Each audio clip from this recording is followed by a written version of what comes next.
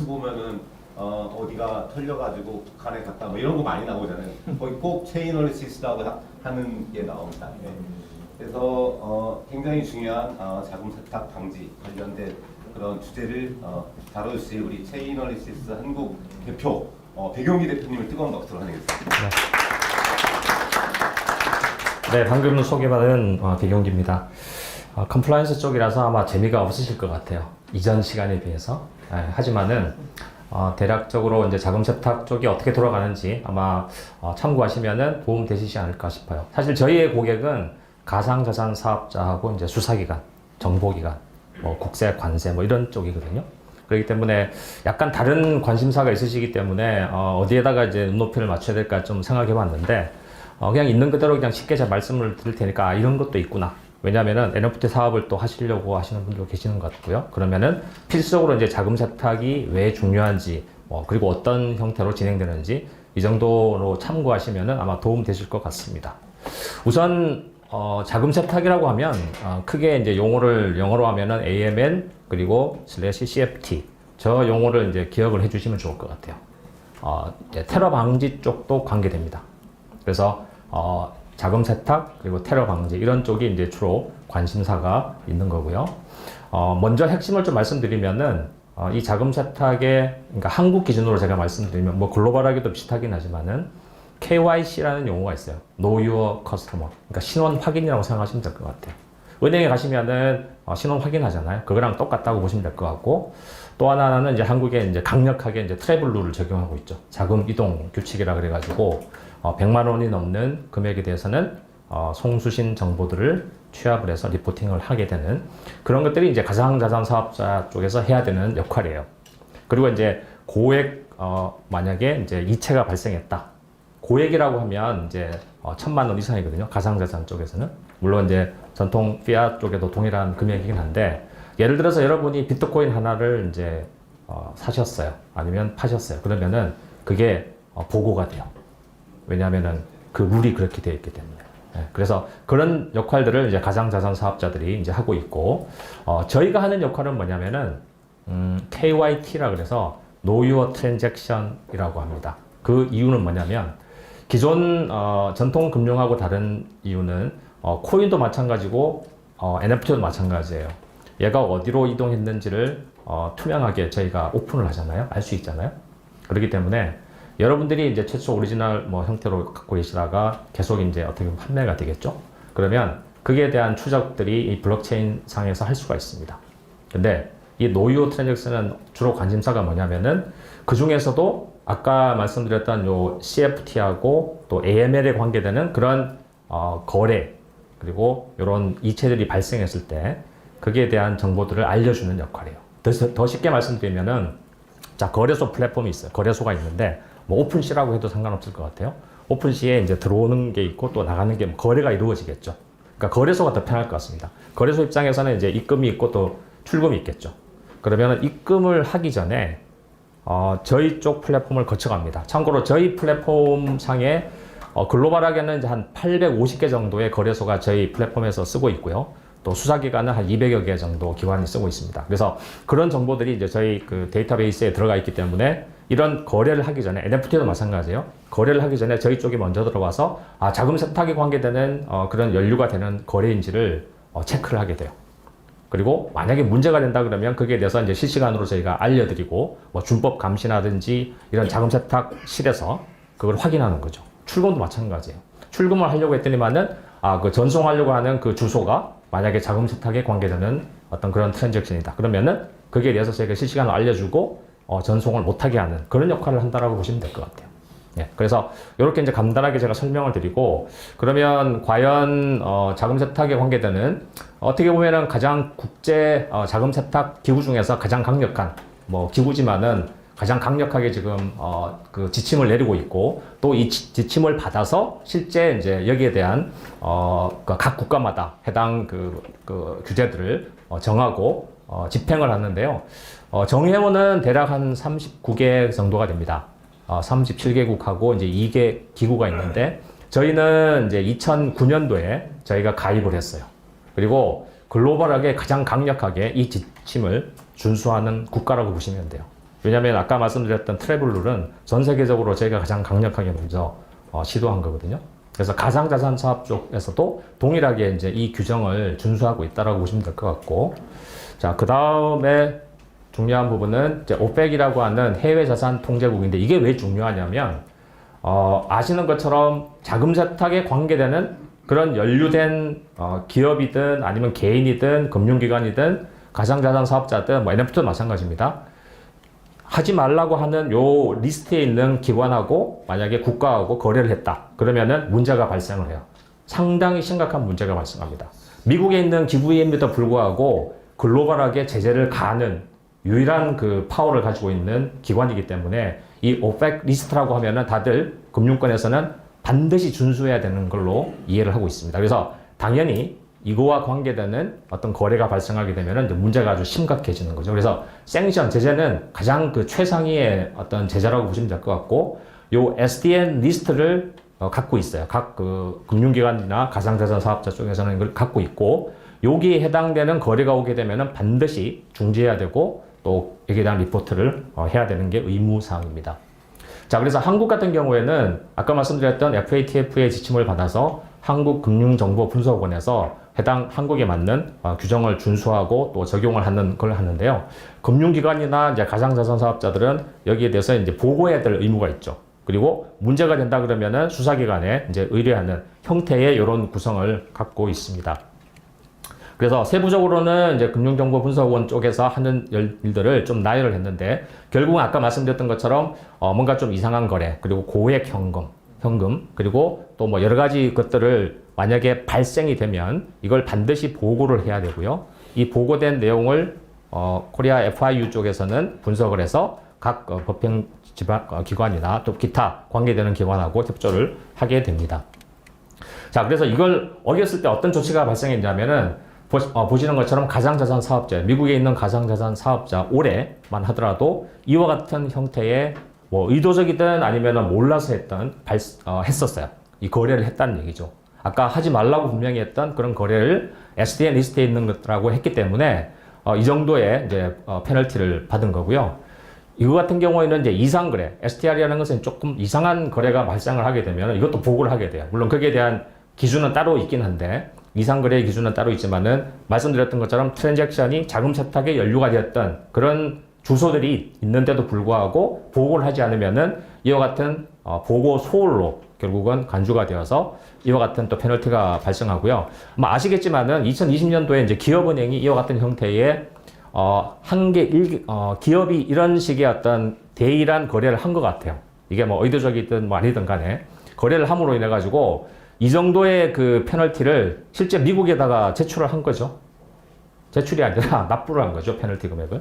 그래서 잘 보시면은 상당한 이 강력한 제재가 발생하고 있다는 것 때문에 사실 한국에서는 상당히 아까 말씀드렸던 것처럼 가장 글로벌하게 강력하게 이 규정을 지키고 있다라고 하시면 될 것 같고, 그래서 이 규정에 어긋나지 않는 활동들을 그 범위 내에서 하셔야 된다. 이렇게 이제 제가 정리를 하겠습니다. 자, 글로벌하게 저희가 이제 온체인 데이터를 분석을 매년 해요. 매년 해서 전체 100% 그 자료를 가지고 분석을 해보면 작년 같은 경우에는 자, 들쑥날쑥하지만은 2021년 작년 기준으로 봤을 때는 뭐 1%도 안 되는 금액이긴 해요. 하지만 워낙 트랜잭션이 많기 때문에 거래량 기준으로 봤을 때는 이게 한 10조, 11조가 정도 되거든요. 그래서 거래량으로 봤을 때는 이 불법 자금에 관계되는 금액이 적지 않습니다. 네. 그래서 점차적으로 떨어지는 추세다라고 이제 말씀드릴 수 있을 것 같고, 2022년도는 이제 내년 2월 달에 저희가 리포팅을 하거든요. 그때 아마 또 참고하시면 될 것 같은데, 말씀드렸던 것처럼 뭐 크립토 윈터 때문에 아마 올해는 큰 금액이 있을 것 같지는 않은데, 작년 대비 계속적으로 이 추이를 지켜보셔야 될 것 같고요. 그리고 이제 아까 말씀드렸던 부분인데, 사실 가상자산 사업자 중심으로 이제 제가 엮어드렸지만은, 지금 뭐 여러 목적으로 오셨기 때문에, 자, 가상자산 사업자들이 무슨, 규정을 준수해야 되는지 아시는 것은 되게 도움 되실 것 같아서 정리를 해보면, 자, 이게 기본적인 거잖아요. 병명, 주민번호, 주소. 그리고 뭐 EDD라 그래서 강화된 부분은 저희가 은행을 가도 이게 무슨 목적이요? 묻는 것처럼 동일합니다. 실제 이제 당사자 여부인지, 그리고 거래의 목적이 뭔지, 이것까지 이제, 코인 거래를 해보시면 아마 이건 다 아셨을 것 같고요. 아까 이제 TMS 부분을 제가 말씀드린 게 이겁니다. 의심 거래가 만약에 있을 경우에는 여기에 대한 리포팅을 하셔야 되고, 아까 이거를 안 함으로 인해 가지고 그런 제재를 받은 거고요. 아까 고액 현금은 마찬가지예요. 1,000만 원 이상이면은 여기가 여러분이 원 비트코인만 거래하셔도 보고가 됩니다. 그리고 트래블룰은 여러분이 100만 원, 그러니까 거래소마다 좀 달라요. 뭐 어떤 거래소는 이 금액에 상관없이 무조건 적용을 해서 송신자와 수신자 정보를 확인한 상태에서만 이 거래를 할 수 있도록 하는데요. 그래서 이와 같은 형태로 하고 있습니다, 현재. 그리고 이제 블록체인에 대해서 여러분이 아마 잘 아시긴 하시겠지만은 실제 뭐 이더스캔이나 또 블록체인 익스플로어 같은 경우에는 사실 이런 형태예요. 문자와 숫자의 조합이기 때문에 이걸로 과연 그 가시성을 갖고 있자? 그렇진 않아요. 그렇기 때문에 이제 저희 같은 블록체인 분석 기업이 하는 역할은 뭐냐면 얘가 뭐다라는 것을 알려준다고 보시면 돼요. 하지만 저희는 얘가 홍길동이다 이런 거 알려주지는 않아요. 그 유니크한 트랜잭션 아이디하고 주소를 가지고 저희들이 이거 클러스팅이라고 해서 묶어주는 작업을 하게 되면 거기에 대한 홍길동은 거래소가 갖고 있어요. 저희가 갖고 있지는 않아요. 그래서 경찰이나 수사기관 쪽에서는 저희 정보들을 활용을 해서 유니크한 식별 정보를 가지고 거래소에 요청을 하면은 거래소는 의무적으로 이게 홍길동이다 누구다라는 것을 알려주는 형태라고 이해를 하시면 될 것 같습니다. 근데 잘 보시면 아마 그 P2P 쪽에서는 약간 홀이 있겠다고 느껴지시죠. 왜냐하면 중앙 그 CPI 쪽에서는 알려주지만은 P2P 쪽에서는 알려줄 방법이 없잖아요. 그래서 그런 것들을 활용을 해서 자금 세탁을 또 한다라고 일단은 이해를 하시고 뒤에 제가 설명을 드릴게요. 그래서 저희의 역할은 뭐냐면 주소가 지금 수억 개, 뭐 수십억 개 나오고 있잖아요. 자, 그러면 그 주소들을 이런 식으로 묶어주는 작업들을 하고 있어요. 사실 시간과 그 인력이 상당히 많이 소모된다는 것을 벌써 느끼실 것 같아요. 그래서 이와 같은 형태로 얘가 랜섬웨어다 아니면 도난자금이다 뭐 이런 제재다 이런 것들을 다 알려주기 때문에 아까 말씀드렸던 저희 데이터베이스를 경유를 해서 과연 이 트랜잭션이 자금 세탁에 관계되는지 여부를 확인할 수가 있다는 거죠. 그래서 여러분이 만약에 이런 쪽에 궁금하시면은 여러분이 거래하는 쪽에다가 요청을 하시면 돼요. 그러니까 거래소 쪽에서 이런 정보들을 만약에 저희 거를 쓰고 있다 그러면 알려줄 수 있기 때문에 궁금하신 부분들은 여러분이 하시면 될 것 같고요. 근데 아마 이 부분은 이제 기본적인 정보라서 제가 그냥 넘어갈까 하다가 좀 설명 좀 드리면 이 전통적인 금융이랑 이거랑 블록체인 분석, 그러니까 NFT도 마찬가지. 아까 제가 뭐라고 말씀드렸냐면 자, 요게 이제 한 홉이라고 하거든요. 1홉, 2홉, 3홉이라고 하는데 그 제재 리스트를 잘 보시면은 요게 이제 직접 노출과 간접 노출이라는 용어를 쓰는데 직접 노출은 이제 다이렉트 익스포즈라고 그러는데 요 사이에 아무것도 없는 거예요. 근데 간접이라는 건 뭐냐면 요 거래 사이에 요런 중간자가 있습니다. 중간자. 그래서 일단 그 두 개가 있다라는 것을 염두를 해 두시고 잘 보시면 대부분의 제재 리스트는 요 직접 리스트만 알 수가 있어요. 왜냐하면 거래소 입장에서는 만약에 얘가 그 테러에 관계되는 그런 주소였다. 근데 중간에 P2P 거치고 이렇게 해서 들어가게 되면 여기 입장에서는 모를 수밖에 없어요. 왜냐하면 갖고 있는 것은 요 정보인데 얘가 이렇게 거쳐가지고 뭐 깨끗한 P2P 새로운 주소를 통해서 만약에 이동을 했다 그러면은 알 수 있는 방법은 없어요. 하지만 저희들은 이걸 알려드려요. 얘가 뭐 테러나 자금 세탁에 관계되는 그런 주소였다라는 것을 이쪽 기관에다가 알려줍니다. 그러면은 여기서는 알 수가 있죠. 아무리 중간에 거치고 왔다 하더라도. 그래서 이 정보가 왜 중요하냐면은 결국은 자금 세탁 쪽에 연루가 되지 말아야 되고 또 연루가 되면은 그런 페널티가 발생하기 때문에 블록체인의 특성상 아시는 것처럼 이동할 때마다 해당 기록이 남잖아요. 그 기록이 남기 때문에 그걸 가지고 이제 블록체인 분석이라고 하는 겁니다. 그래서 블록체인 분석을 하는 기업들은 많지만은 얘가 누구다라고는 알 수 없어요. 그러니까 얘가 이제 어떤 자금 세탁에 관계됐는지는 알기는 어렵습니다. 그걸 이제 저희들이 알려준다라는 걸로 간단하게 제가 설명을 드리고요. 그래서 전통적인 어떤 조사 방식에서는 은행 입장에서는 자, 특정 사용자가 돈을 가져오면 사실 뭐 적은 금액이면은 뭐 출처나 이런 것들이 사실 크게 문제 안 되잖아요. 뭐 거래를 이체를 그냥 해도 마찬가지고. 하지만 이 블록체인 분석에서는 얘가 요 한 호흡을 했다 하더라도 요 NFT나 요 코인에 대한 과거 히스토리가 있을 수 있잖아요. 그 과거 히스토리가 만약에 자금 세탁에 관계되었다 그러면은 그게 문제가 될 수 있다는 걸 제가 말씀드리는 겁니다. 그래서 카테고리는 이와 같습니다. 이쪽은 이제 정상적으로 보시면 될 것 같고 왼쪽은 이제 오른쪽이 아주 그 문제가 되는 거예요. 아동학대 옛날 뭐 N번방이 대표적인 사례인데 이거는 가장 고위험군에 속하는 거예요. 외국에서는. 그리고 아까 제재 말씀을 제가 드렸고 그 생션, 뭐 이란, 뭐 베네수엘라 또 뭐 북한 이런 쪽하고는 거래하면 안 되잖아요. 테러 자금 마찬가지예요. 그리고 믹싱이라 그래서 이제 추적을 못 하도록 하는 거. 랜섬웨어는 아시는 것처럼 뭐 비트코인 주소를 주고 자 이걸 지불하면은 뭐 그 어떤 키를 주겠다 뭐 이런 식으로 해서 쓰였던 그런 주소들을 얘기하는 거고요. 도난 자금, 뭐 경찰들이 보면 이 정보들을 많이 갖고 있고요. 그래서 이게 왜 중요하냐면은 자 한국에 있는 경찰이 도난 자금인 것을 확인했어요. 그러면 그 주소에 해당되는 거래를 하면 안 되거든요. 근데 경찰이 예를 들어서 거래소 전체에다가 자, 이 주소는 거래하면 안 되라고 하지는 않아요. 그렇기 때문에 근데 저희 데이터베이스는 이 정보가 들어오게 돼요. 이 도난 자금이라는 것이 들어오기 때문에 실시간적으로 알 수 있다라는 그 부분이고요. 그다음에 뭐 고위험 거래소라 그래서 KYC를 거의 안 합니다. 왜 안 하냐면은 이익이 되니까. 왜냐하면 자금 세탁을 하는 사람이 자기 신분을 정확하게 파악하려고 하는 거래소하고는 거래를 안 하려고 하잖아요. 그래서 주로 이제 유럽이나 동유럽이나 이런 쪽에서 이런 거래소들이 되게 많아요. 그리고 여기는 또 다크넷 마켓에서 마약, 옛날 기억나실지 모르겠지만 하이드라가 이제 대표적인 동유럽에서 마약 거래를 했던 그 다크넷 그 마켓인데 이게 이제 폐지가 됐죠. 그래서 이런 뭐 여러 가지 주로 이제 마약을 사는 쪽이 다크넷의 어떤 그 목적이었고요. 도박, 그리고 뭐 사기, 그리고 고위험 국가 이렇게 해서 저희들이 이제 분류를 하고 근데 예를 들어서 아까 이제 말씀드린 게 그겁니다. 심각한 뭐 높음 이런 쪽에 해당되는 유형들은 당연히 보고를 해야 되고 여기에 대한 활동들을 중지를 시켜야 되는 의무가 있고요. 그 제가 그냥 샘플로 그냥 저희 쪽에 있는 걸 뽑아봤어요. 그냥 일부만. 자 사기만 하더라도 이 정도가 많아요. 사기에 해당되는 그 저희들이 요게 클러스터 네임이라 그러는데 어떻게 보면 유니크한 이름이 필요하거든요. 그래서 요거는 뭐 폰지 사기, 뭐 폰지 다른 또 사기 뭐 이렇게 해가지고 명명을 한 것들이 이렇게 많습니다. 이게 그 수십만 가지가 돼요, 사실은. 그냥 일부만 제가 보여드리는 건데 계속 이런 것들이 이제 생성되기 때문에 끊임없이 만들어지고 저희는 또 찾아서 이걸 또 업데이트를 해서 이런 피해가 발생하지 않도록 하는 활동들을 하고 있고요. 아까 이제 제가 뭐라고 말씀드렸냐면 자 그냥 거래소라고 생각을 아까 해보면 이 거래소 입장에서는 자 첫 번째 거래하는 요 주소에 대해서는 확인을 합니다. 확인을 해야 되겠죠. 왜냐하면 저희 제품을 쓰다 안 쓰는 상관없어요. 그냥 확인을 해서 아까 SDN 리스트에 있는 거라 그러면은 당연히 이 거래는 중지를 시켜야 돼요. 예를 들어서 블록체인에서는 사실은 받은 걸 뭐 이렇게 롤백할 수는 없어요. 근데 거래소는 가능한 게 얘가 받았다가 다시 리턴을 시킬 수가 있어요. 왜냐하면은 이게 결국은 센트럴라이즈된 거래소이기 때문에 그게 가능해요. 근데 출금 같은 경우에는 만약에 그냥 가버렸다 그러면은 이거를 롤백할 방법은 없어요.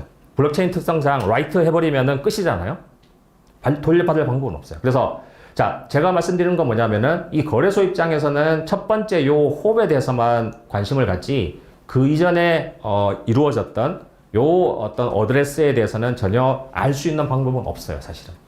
예, 그래서 출금도 마찬가지입니다. 자, 첫 번째는 저희가 트래블을 강력하게 적용해서 여기까지만 체크하거든요. 여기까지. 그 다음부터는 책임이 없다라고 하고 있는 게 지금 현재 문제예요. 그러면 바보가 아닌 이상 여기에 문제되는 주소를 등록하지는 않겠죠. 트래블을 적용한다 하더라도.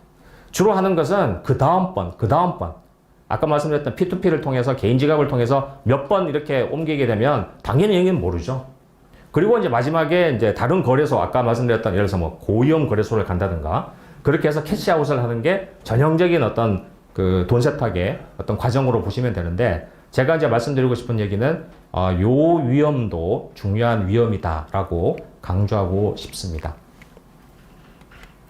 자, 그래서 이제 이게 그 예예요. 사실 이거 비트코인만 지금 표현을 지금 했는데 자, 해당 자금들이 쭉쭉 이동을 하겠죠. 그죠? 이동을 하게 되면 자, 여기에 어떤 자금이 들어갔는데 자, 여기까지는 안전하다고 깨끗한 주소라고 봤을 때는 여기서는 전혀 모르죠. 얘가 그 이전에 어떤 활동들을 했는지를 모르기 때문에.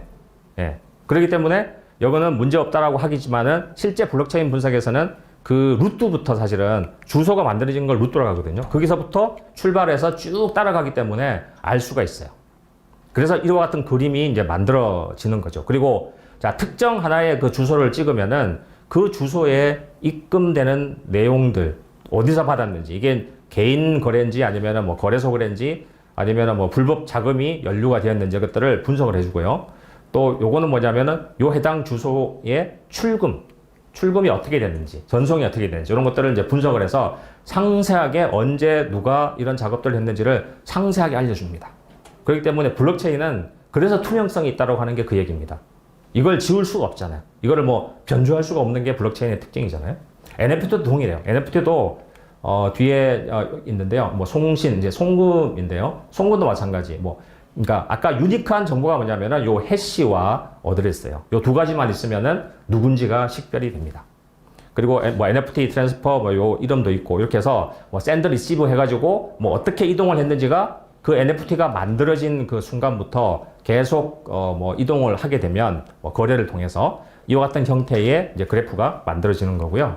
입금도 뭐 동일합니다. 뭐 NFT 트랜스퍼의 어떤 NFT의 이름부터 해가지고 이와 같은 이제 분석을 통해서 누가 누구한테 갔다라는 것을 원래 이더스캔이라는 쪽에서도 분석을 할 수 있는데 제가 말씀드렸던 것처럼 이게 누구다라는 것을 알려줘야지 그게 의미가 있거든요. 그래서 이와 같이 이제 그래픽하게 볼 수 있도록 이제 도와드리고요.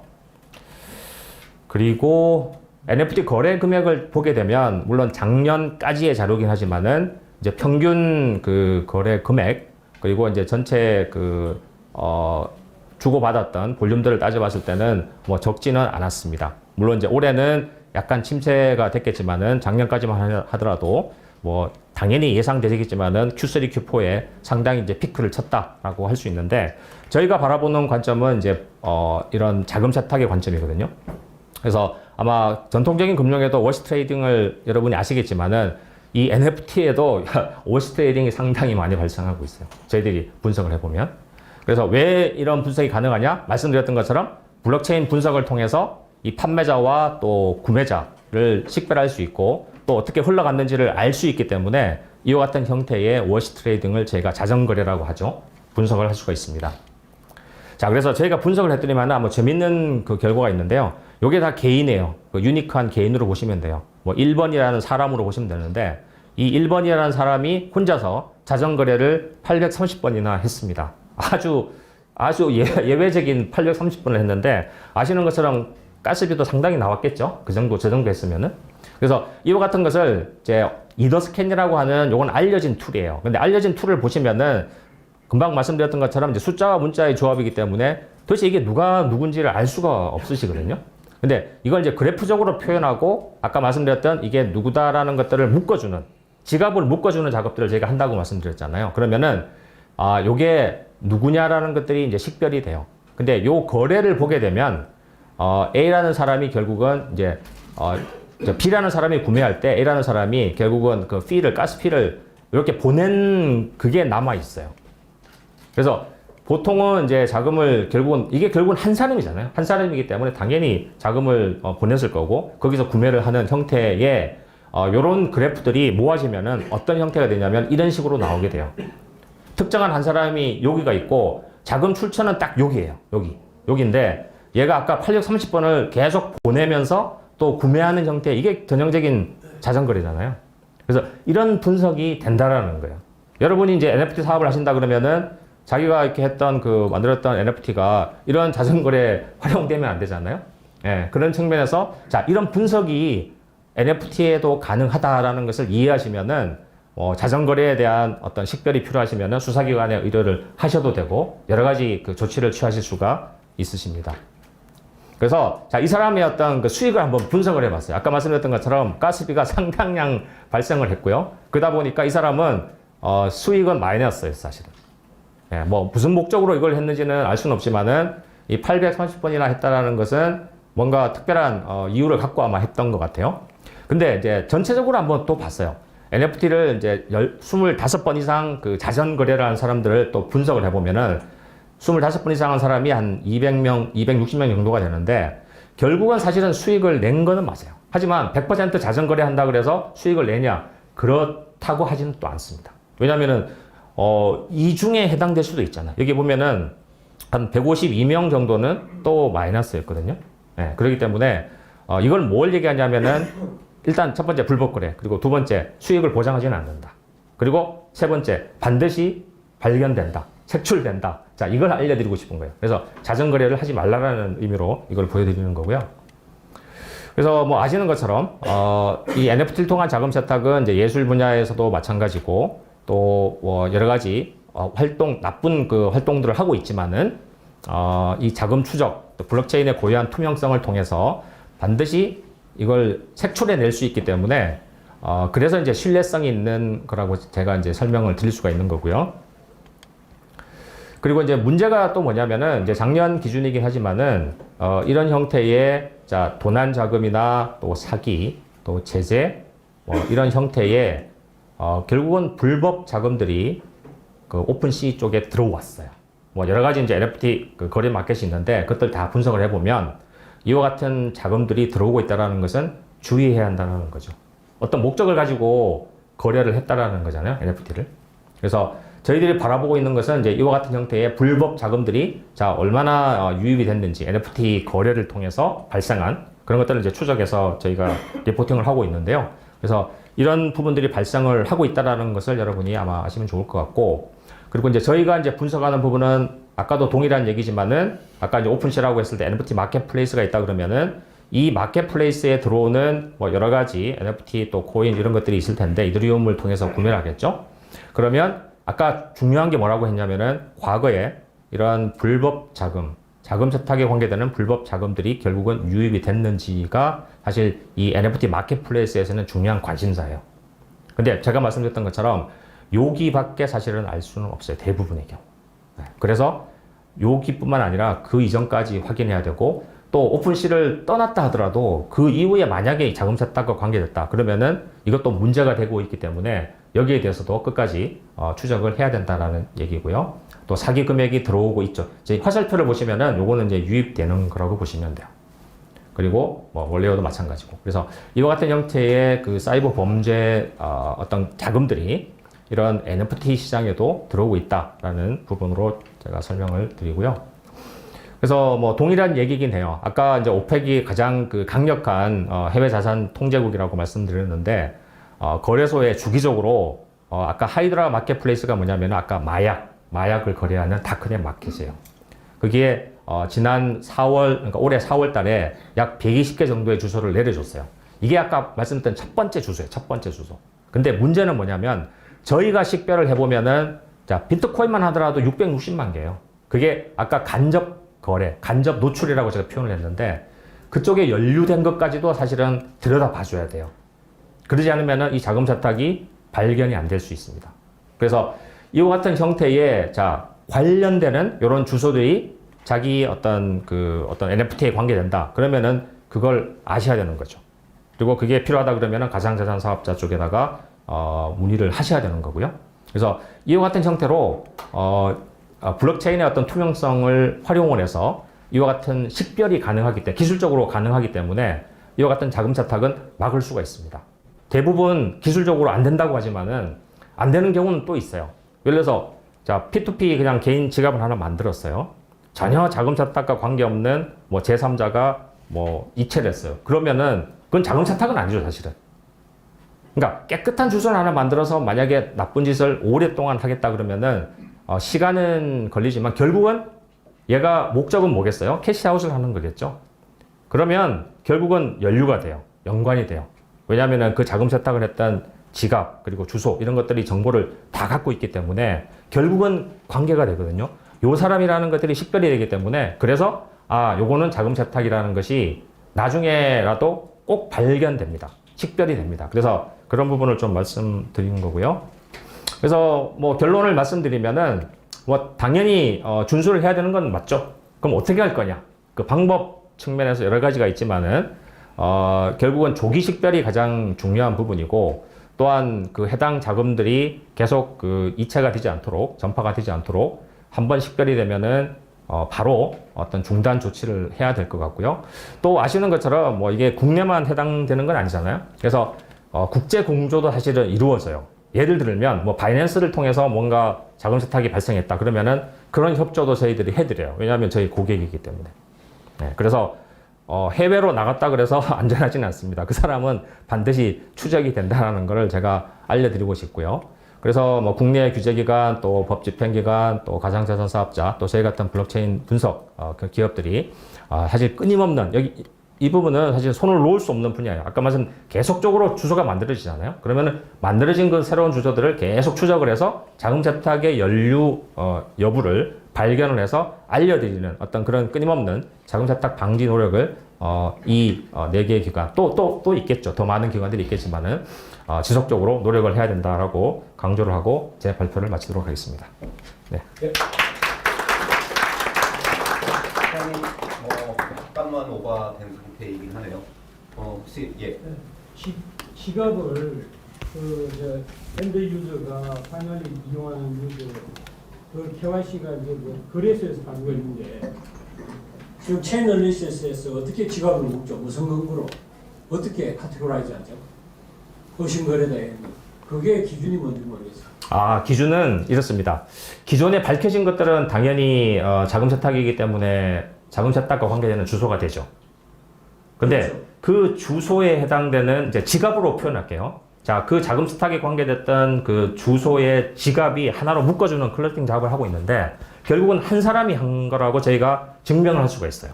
아니 근데 이제 제가 그거를 이제 열심히 봤는데요.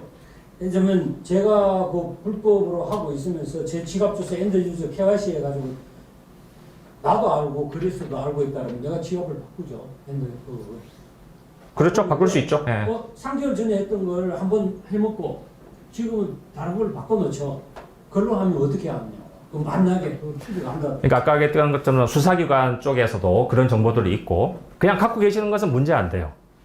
뭐 같은 지갑에 그래서 문제되지는 않는데 그냥 경고 워닝을 드리는 거죠. 그리고 가장 중요한 것은 그 해당 지갑의 주소가 문제가 되느냐 아니냐를 저희가 알려드리는데 말씀드린 것처럼 수사나 정보기관 통해서 또 거래소를 통해서 또 확인한 정보 또 저희가 직접 또 뭐 여러 가지 코인도 넣어보고 하거든요. 그런 활동들을 통해서 그게 이제 어트리뷰션이라는 가장 중요한 활동이에요. 지금 말씀하셨던 것처럼 식별하는 것이 저희의 가장 큰 임무예요. 그거는 뭐 여러 가지 기법들을 활용을 하거든요. 그 지갑 주소가 과연 자금 세탁의 어느 영역에 해당되는 건지를 알려드리는 작업들을 하고 있습니다. 네. 혹시 그 젯캐시 같은 그런 형태는 어떻게 할 수 있을까요? 젯캐시라 그러면은 젯캐시. 그 프라이버시 코인 말씀하시는 거죠? 예, 예. 프라이버시 코인은 추적이 안 된다고 알고 계시는데 뭐 한국에서는 이제 모네로 같은 경우에는 거래가 안 되잖아요. 그것도 추적이 됩니다.